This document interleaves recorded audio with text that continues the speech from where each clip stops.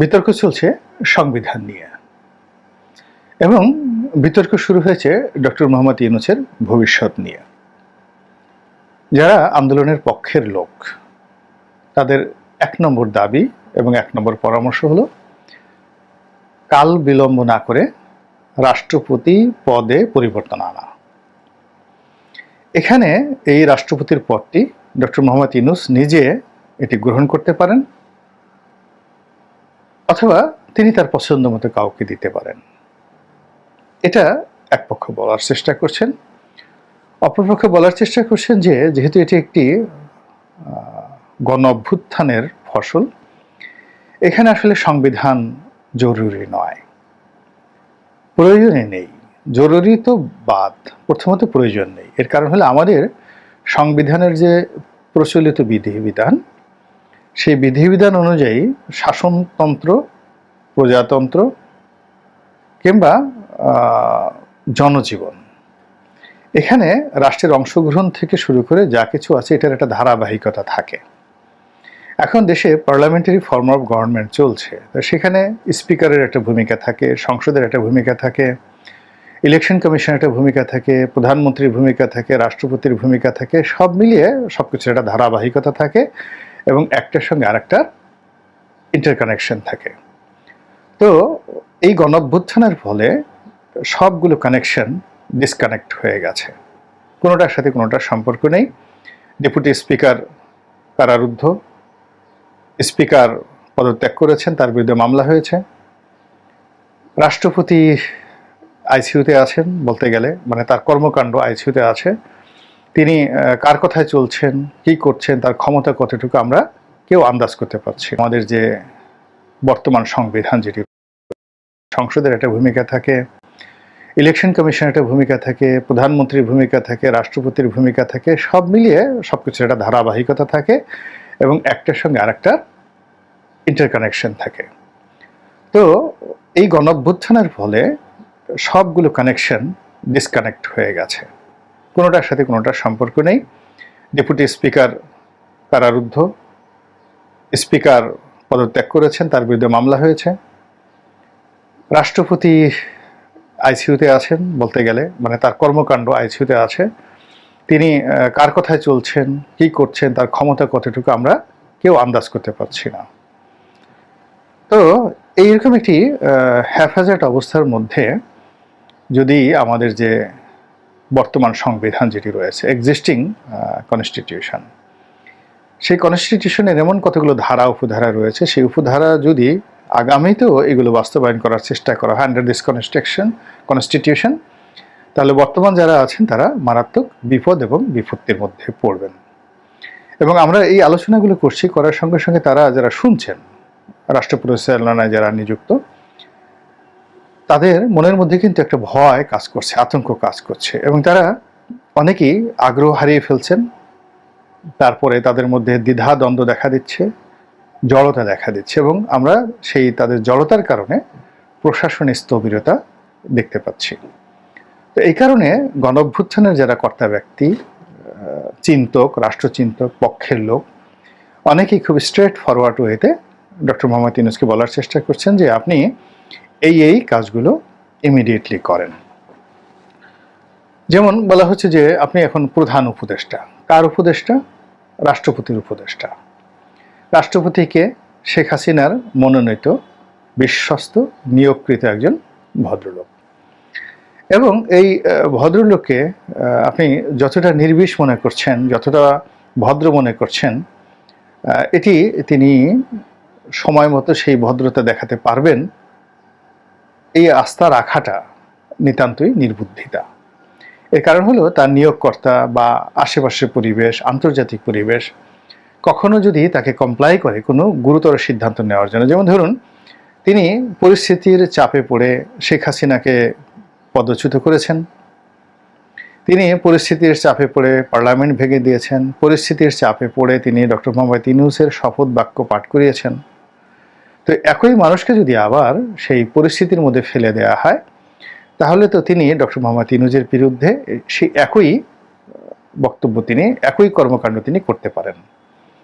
তো সেই কারণে কি হচ্ছে যে এই পদটিকে ডক্টর মোহাম্মদ ইউনূসের একেবারে পূর্ণ নিয়ন্ত্রণের মধ্যে রাখতে হবে। এটি ইউনূস সাহেবের যারা আপনজন তাদের একেবারে 1 নম্বর দাবি।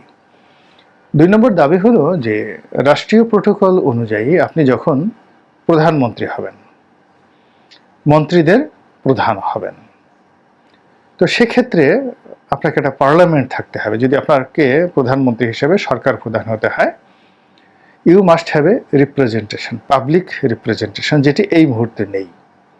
তো কাজেই প্রধানমন্ত্রী যদি কেউ পরিচয় দিতে চান তাহলে তিনি 2য় ক্যাটাগরির প্রোটোকল পাবেন আন্ডার দ্য প্রেসিডেন্ট, যেহেতু সংসদ নেই।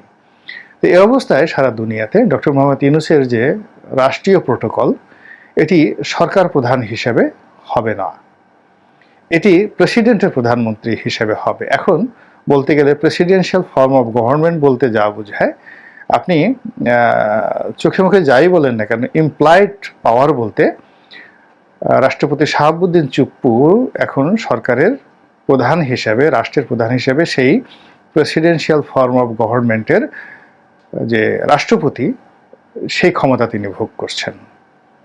পার্লামেন্ট নেই, জরুরি অবস্থা জারি করার ক্ষমতা তার, মার্শাল ল জারি করার ক্ষমতা তার, এবং যে কোনো ডক্টর ইউনূসকে তিনি যদি এখন বহিষ্কার করতে চান, সরকার ভেঙে দিতে চান, এমনকি সেনাপ্রধানকে তিনি পদচ্যুত করতে চান, এটা তার জন্য একেবারে একটা চুটকির বিষয়, 1-2 বিষয়, একটা তুড়ি দিয়ে তিনি এই কাজটি এক মুহূর্তে করে ফেলতে পারেন। এবং যদি তিনি সেই কাজটি করে ফেলেন, আপনি আমি রাগারাগি করতে পারবো, গালাগাল করতে পারবো, কিন্তু রাষ্ট্রযন্ত্রকে কিন্তু রাষ্ট্রপতির কথা মতে চলতে হবে। কাজেই যখন পার্লামেন্ট চলে তখন রাষ্ট্রপতির যে পার্লামেন্টারি ফর্ম অফ গভর্নমেন্টে তার যে ক্ষমতা আর এখন যে ক্ষমতা, সেই ক্ষমতার সঙ্গে মানে কোনো অবস্থাতেই তুলনীয় নয়।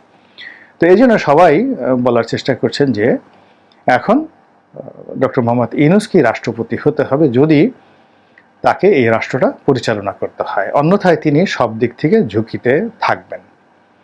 আর এক পক্ষ বলার চেষ্টা করছেন যে তিনি যদি উপদেষ্টা বা প্রধান উপদেষ্টা, সেটা সংবিধানেও নেই, পৃথিবীর কোনো কালচারেও নেই, এটি কেমন যেন একটা বেসরকারি অরাষ্ট্রীয় পদ, উপদেষ্টা, চিফ অ্যাডভাইজার অফ প্রেসিডেন্ট। এখন চিফ অ্যাডভাইজার অফ প্রেসিডেন্ট সেই বাইডেনের অ্যাডভাইজার হিসাবে এরকম হাজার হাজার অ্যাডভাইজার বাইডেনের আছে। তো বাইডেনের অ্যাডভাইজার বা চিফ অ্যাডভাইজার, এরকম একজন অ্যাডভাইজার বাংলাদেশে এসেছিল, ভুয়া অ্যাডভাইজার। আসলে তিনি অ্যাডভাইজার ছিলেন, কিন্তু আমরা তাকে ভুয়া বলি। এই বিএনপির অফিসে গিয়ে সংবাদ সম্মেলন করার ফলে তাকে জেলখানাতে ঢুকিয়ে দেওয়া হলো। তো অ্যাডভাইজার, প্রেসিডেন্ট অ্যাডভাইজার বা নরেন্দ্র মোদী সাহেবের অ্যাডভাইজার, কিংবা ধরুন রাজার অ্যাডভাইজার, তো এটা এরকম কোনো রাজনৈতিক পদ নয়, রাষ্ট্রীয় পদ নয়, যেটা আন্তর্জাতিক অঙ্গনে স্বীকৃত। কাজেই জাতিসংঘেতে তিনি যাবেন, ভাষণ দিবেন বা অন্য যা কিছুই করবেন, বাংলাদেশকে রিপ্রেজেন্ট করবেন, সেটি এই চিফ অ্যাডভাইজার যে পদ, এটি নিয়ে আন্তর্জাতিক অঙ্গনে তার যে ঘোরাফেরা, এটি তার সম্মান বাড়বে না, বরং কমবে, রাষ্ট্রের মর্যাদা কমবে। ব্যক্তি ইউনূসের যে গ্রহণযোগ্যতা আছে সেটা একটা ভিন্ন বিষয়, কিন্তু বাংলাদেশের রিপ্রেজেন্টেশনটা চিফ অ্যাডভাইজার হিসেবে আমাদের দেশের মধ্যে যেভাবে তিনি দাপিয়ে বেড়াচ্ছেন, এটা আন্তর্জাতিক অঙ্গনে একেবারেই সম্ভব হবে না। এই বিষয়টি বলার চেষ্টা করছেন। আবার যারা বলার চেষ্টা করছেন যে ঠিক আছে, তিনি বা তার যারা লোকজন উপদেষ্টা না হয়ে তারা যদি প্রধানমন্ত্রী হন বা মন্ত্রী হন, এটারও কোনো লিগ্যাল ভিত্তি থাকবে না, এটা জাস্ট বলার মতো, শুনতে ভালো শোনাবে, প্রধানমন্ত্রী, মন্ত্রী, আইনমন্ত্রী, স্বরাষ্ট্রমন্ত্রী, কথাগুলো বলা হবে, কিন্তু সেটা কি হবে? সেটা হলো এরশাদের ক্যাবিনেটে যারা মন্ত্রী ছিলেন তাদেরকে এরকম, বা কোনো সামরিক ক্যাবিনেটে যদি কেউ মন্ত্রী থাকেন, সামরিক শাসন যখন চলে তখন মন্ত্রী, প্রধানমন্ত্রী, এই ধরনের পদ পদবি, ভাইস প্রেসিডেন্ট, তাদের যেরকম থাকে সেরকমই থাকবে, কিন্তু মূল ক্ষমতা থাকবে রাষ্ট্রপতির হাতে। তো এরকম একটা জটিল যে অবস্থা তৈরি হয়ে গেল বাংলাদেশে, এই জটিল অবস্থাতে আসলে সাহস করে ডক্টর মোহাম্মদ ইউনূসকে কঠিন সিদ্ধান্ত নিতে হবে, যেহেতু তিনি একটা জায়গাতে বসে গেছেন এবং তিনি ইচ্ছা করলে এখান থেকে বেরোতে পারবেন না, কারণ এই ক্ষমতার যে চেয়ারটি, এটি ওয়ান ওয়ে ট্রাফিক। এই জায়গাতে একবার কেউ বসলে তাকে এখান থেকে সহজে ছাড় দেওয়া হয় না, কখনোই ছাড় দেওয়া হয় না। তো তো পিসফুল ট্রানজিশন অফ পাওয়ার এটি সাধারণত খুব কম হয়। তো কাজেই তাকে টিকে থাকতে হবে, এবং টিকে থাকার জন্য তাকে যথেষ্ট প্রজ্ঞা নিয়ে, সাহস নিয়ে, মেধা নিয়ে, দক্ষতা নিয়ে, এবং অনেকটা বলা হয় অ্যারোগেন্সি। নেপোলিয়ন বোনাপার্টের মতো, যেভাবে নেপোলিয়ন বোনাপার্ট ফরাসি বিপ্লবের পর পার্লামেন্টের মধ্যে গেলেন এবং তিনি বললেন যে আমি সম্রাট। তো নই বললেন যে পার্লামেন্টের যারা মেম্বার তারা বললেন যে আপনার ভিত্তি কি বা তোমার ভিত্তি কি। তিনি তখন 25 বছর বা 26 বছরের যুবক। তিনি তলোয়ার বের করে বললেন যে এই তলোয়ার হলো আমার ভিত্তি। তো তিনি সেই পার্লামেন্টকে ডিজলভ করে দিয়ে সম্রাট হিসেবে দায়িত্ব গ্রহণ করে রাষ্ট্র চালাতে থাকলেন। এখন এই যে ক্ষমতাটা, এখন যে একটা হ্যাফেজেট অবস্থা চলছে, এই হ্যাফেজেট অবস্থা ঠিক নেপোলিয়নের মতো ওইরকম তলোয়ার লাগবে এবং নেপোলিয়নের মতো এরকম সাহস লাগবে, এবং সেই সাহস ডক্টর মোহাম্মদ ইউনূস যদি দেখাতে না পারেন তাহলে আলটিমেটলি এখন যা কিছু হচ্ছে সব কিছুই তার জন্য বুমেরাং হয়ে যাবে। এটি গেল এক। 2 নম্বর হলো যে পৃথিবীর সবাই সব কিছু শেয়ার করে, এমনকি অতীতকালে যাকে বলা হয় স্ত্রীকে শেয়ার করত পুরুষেরা। অনেকে দেখা গেল যে বিভিন্ন সমাজে নারীদের যখন সংকট চলতো তো 3 ভাই 4 ভাই মিলে একজনকে বিয়ে করত। তো এইভাবে এর সাথে 1 বছর, ওর সাথে 6 মাস, এই একজন বাচ্চা উৎপাদন করলো, তারপর আর একজন। আপনি এইভাবে দেখেন মহাভারতে দ্রৌপদীর যে 5 জন স্বামী ছিল। এখনো কোনো কোনো রাষ্ট্রে, কোনো কোনো সম্প্রদায়ের মধ্যে এই বউ ভাগ করার বিধান আছে, কিন্তু সিংহাসন ভাগ করার, ক্ষমতা ভাগাভাগি করার নজির কোথাও নেই। একটি রাজ্যে কখনো 2 জন রাজা থাকেন না, একজন, সিঙ্গেল ওয়ান। তো সেক্ষেত্রে ডক্টর মোহাম্মদ ইউনূসের যে ক্ষমতা, এটি হতে হবে অ্যাবসলিউট পাওয়ার। এতে ভাগাভাগি কোনো রকম সুযোগ নেই। এখানে যদি গণতান্ত্রিক বিধি ব্যবস্থা থাকতো, সেখানে জুডিশিয়ারি, পার্লামেন্ট, রাষ্ট্রপতির অফিস, আরও অনেক কিছুর সঙ্গে তিনি তার ক্ষমতার একটা চেক অ্যান্ড ব্যালেন্স হতো।